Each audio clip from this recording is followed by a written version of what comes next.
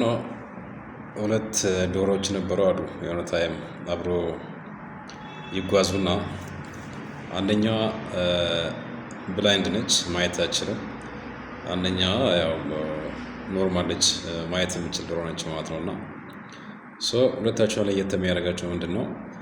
የብላይንድ የሆነችዋ ዶሮ በጣም ታታሪ ነች፣ ትሰራለች፣ ትለፋለች እና በየቀኑ ተነስታ ትቆፍራለች። ለዕለቱ የሚሆናት የሚበላ ነገር ለማግኘት ትቆፍራለች ማለት ነው። እቺ ጓደኛዋ ደግሞ ማየት የምችለዋ ስማርት ነች፣ መስራት አትፈልግም፣ አትሰራም። ምንድነው የምታደርገው? ያቺ ዶሮ ብላይንድ የሆነች ዶሮ ስትቆፍር እያየች ያቺ ትቆፍራለች፣ አይታ መብላት አትችልም። እቺኛዋ ስማርት ዶሮ ደግሞ ጀስት የሆነ ነገር ሲገኝ ፒክ አድርጋ ትበላለች። አይኖቿን ሻርፕ አድርጋ ነው የምጠብቃት ማለት ነው። ያቺ ስትለፋ ስትቆፍር፣ እቺኛው ደግሞ ፒክ አድርጋ ትበላለች ማለት ነውና ይሄ ታሪክ ምን ያስታውሰኛል? ከዛሬ 7 ዓመት በፊት በእኛ ፖለቲካ ውስጥ የተከናወነው ነገር ትዝ ያሰኛል ማለት ነው። አንዳንዱ ለ50 ዓመት ለ30 ዓመት ሲለፋ ስታገልበት እድሜውን ጨርሶበት ስታገል ቆይቶ፣ አንዳንዱ ደግሞ በስተመጨረሻ ታይም ላይ ትግሉን ኢንቴንሲፋይ በማድረግ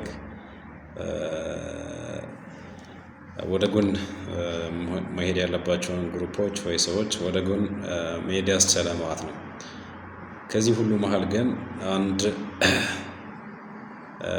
አይኗ ሻርፕ የሆነው ዶሮ ቁጭ ብላ ትመለከታለች ማለት ነው። እነዛ ለ50 ዓመት ሲለፉበት ስታገሉበት የነበሩ አት ሴም ታይም በስተመጨረሻም በጣም ትግሉን ኢንቴንሲፋይ በማድረግ ሲለፉ ህዝቡን ሲያንቀሳቀሱ የነበሩት ጀስት እንደ በዛ ብላይንድ በሆነችው ዶሮ ነው የሚመሰሉት ማለት ነው።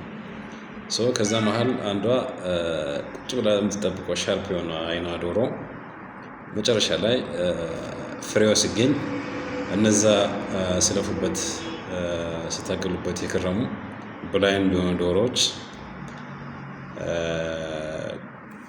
ሲቆፍሩ እቺኛዋ ዶሮ ፒክ ታረግና የሚበላው ነገር ቀለም አድርጋ ወደ እጇ ታስገባለች ማለት ነው። ከዛ ምንድነው የሆነው? የለፉት የጣሩበት ባዶ እጃቸውን ሲመለሱ ብላይንድ ከመሆናቸው ማለት ነው። እቺ ማትለፋ ማትታይ ግን ከጀርባ ሆና ማትለፋ ዶሮ፣ አይኗ ሻርፕ የሆነ ዶሮ የተገኘውን ድል ፒክ ታደርግና ለግላ ታወራለች ማለት ነው። እና ይሄ የብላይንድ ሄን ቲዮሪ ይባላል። ይሄ ቲዮሪ ይሄንን የኛን ፖለቲካል ሲቹዌሽን ያስታውሰኛል ማለት ነው።